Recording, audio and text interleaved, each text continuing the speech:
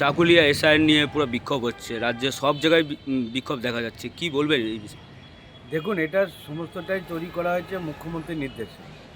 মুখ্যমন্ত্রী নিজে যেভাবে সাধারণ গ্রামের মানুষকে, সাধারণ রাজ্যের মানুষকে যেভাবে বিপদের মুখে নিয়ে চলে যাচ্ছেন, এই রাজ্যে আজকে তৃণমূলের এই দুর্নীতির থেকে বাঁচার জন্য মমতা বন্দ্যোপাধ্যায় নিজের দুর্নীতিবাদ সরকারকে টিকিয়ে রাখার জন্য আজকে সাধারণ মানুষকে ঢাল করেছে এবং সাধারণ মানুষকে, গ্রামের মানুষকে খেপিয়ে দিয়ে উনি চাইছেন যে এই যেটা এসআরে কাজ চলছে সেটাকে বন্ধ করবেন। কিন্তু সেটা তো হবে না।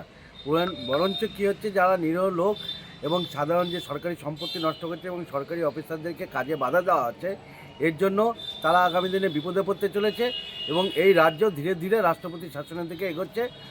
আর আমরা দাবি রাখছি স্বরাষ্ট্রমন্ত্রীর কাছে, কেন্দ্রীয় স্বরাষ্ট্রমন্ত্রীর কাছে, যে এই রাজ্যকে যদি বাঁচাতে হয়, এই রাজ্যের সাধারণ মানুষকে যদি বাঁচাতে হয়, রাজ্যে যে আইন শৃঙ্খলা পরিণতি একদম তলানিতে ঠেকেছে, এটাকে যদি সুস্থভাবে আনতে হয়, তাহলে ইমিডিয়েট এখানে রাষ্ট্রপতি শাসন করা দরকার আছে। নাহলে এই পশ্চিমবঙ্গকে বাঁচানো সম্ভব না।